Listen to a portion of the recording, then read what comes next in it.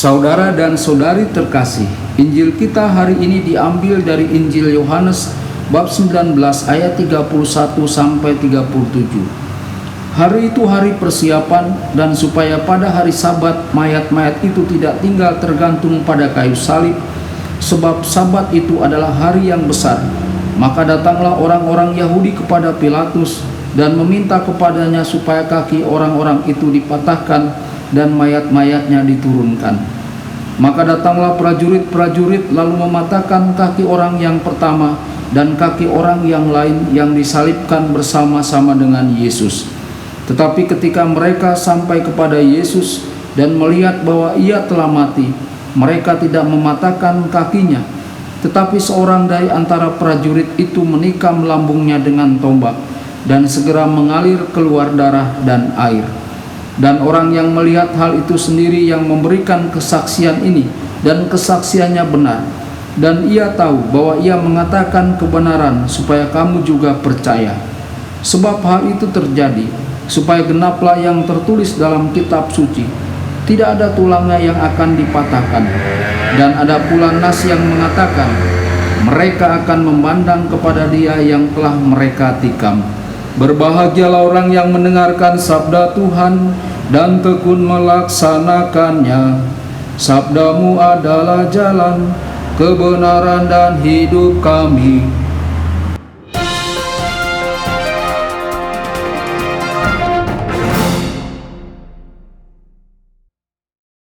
Saudara dan saudari terkasih dimanapun Anda berada, jumpa lagi dengan saya Romo Tedens dalam saluran Warta Kabar Sukacita. Semoga Anda semua tetap dalam keadaan sehat dan selalu berbahagia. Saudara dan saudari, Injil kita hari ini diambil dari Injil Yohanes bab 19 ayat 31 sampai 37. Lihatlah hati yang mencintai sampai mati. Saudara-saudari, penyaliban Yesus adalah peristiwa yang mengungkapkan dengan sangat jelas bagaimana Yesus adalah simbol kontradiksi. Faktanya, orang-orang berada di dua sisi, mereka yang memujanya dan mereka yang mengejeknya. Ini adalah sekolah cinta yang paling agung. Dalam kesedihan, Yesus mengampuni mereka yang telah membuatnya menderita, menanggapi kejahatan dengan kebaikan. Saudara-saudari, hari ini kita merenungkan hati yang mencintai kita tanpa batas, tidak hanya dahulu tetapi juga sekarang. Tuhan, terima kasih atas kasih-Mu. Ajarilah kami untuk membalas cinta-Mu itu. Pandanglah dia yang tertikam. Saudara-saudari, saat Yesus sekarat, para prajurit dan penguasa mengejek dia karena mereka kecewa terhadap Yesus. Dari para penjahat yang disalibkan bersamanya, yang satu mengolok-oloknya sementara yang lain mempercayakan dirinya sepenuhnya kepada kasih dan belas kasihan Yesus.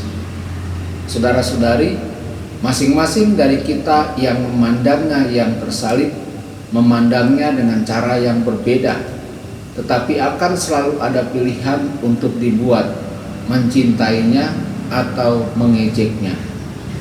Tuhan, kami mencintai-Mu. Bantulah kami untuk tumbuh dalam cinta untuk-Mu. Sama seperti Yesus menyerahkan dirinya kepada kehendak Bapa, demikianlah juga kita seharusnya menyerahkan diri kita sendiri jika kita ingin menunjukkan rasa syukur kita. Saudara-saudari, setelah merenungkan kasih Yesus, kita tidak dapat terus mengasihi seperti sebelumnya. Setiap hari kita perlu bertumbuh dalam kasih dan penghargaan atas apa yang telah dilakukan Yesus bagi kita. Kita seperti burung yang terjebak dalam perangkap, dan sekarang kita bebas. Dengan bebas kita perlu mengkomunikasikan kasih ini kepada seluruh umat manusia melalui doa, perkataan, dan teladan kita. Tuhan Yesus memberkati dan menyertai Anda semua. Sabda Allah adalah kebenaran, sabda Allah adalah kehidupan. Mari kita mencintainya, mari kita menghayatinya. Ya Tuhan yang ku muliakan, sabdamu angkat resahku. Mari kita menghayatinya di dalam